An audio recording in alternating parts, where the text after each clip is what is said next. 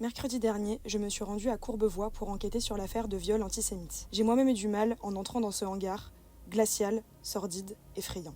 C'est pourtant ici qu'une adolescente de 12 ans a vécu le pire. Samedi 15 juin, une adolescente a été victime d'un viol collectif dans une ancienne crèche désaffectée à Courbevoie. Les agresseurs, tous mineurs, sont âgés de 12 et 13 ans. Ce jour-là, l'adolescente rentrait chez elle en passant par le square Henri Regnault, accompagnée de son petit ami. Celui-ci l'a déposée près de chez elle aux alentours de 17h.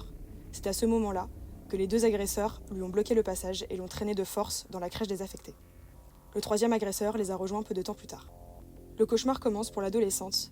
Il l'insulte, la roue de cou, la plaque au sol, lui tire les cheveux, l'insulte de sale juive et autres propos antisémites. Elle raconte que l'un d'eux la prend en photo et la menace de la brûler avec un briquet qu'il colle sur sa joue. La scène d'horreur ne s'arrête pas là pour l'adolescente, qui subit ensuite des attouchements, des pénétrations anales et vaginales et des fellations par ses agresseurs. Les trois adolescents la menacent ensuite de mort si elle en parle à la police et affirment savoir où elle habite. Abandonnée dans le hangar, l'adolescente rentre ensuite chez elle et raconte à ses parents l'horreur qu'elle vient de subir. Ceux-ci appellent la police et l'adolescente a pu être prise en charge par les sapeurs-pompiers. Les trois agresseurs ont été interpellés lundi 17 juin.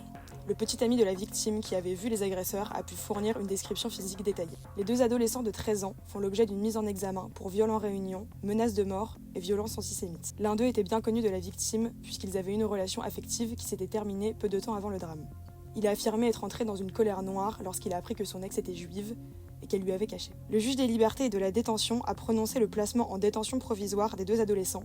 L'un a été écroué à la maison d'arrêt de Nanterre et l'autre à celle de Porcheville dans les Yvelines. L'adolescent de 12 ans fait l'objet d'une mesure éducative judiciaire provisoire.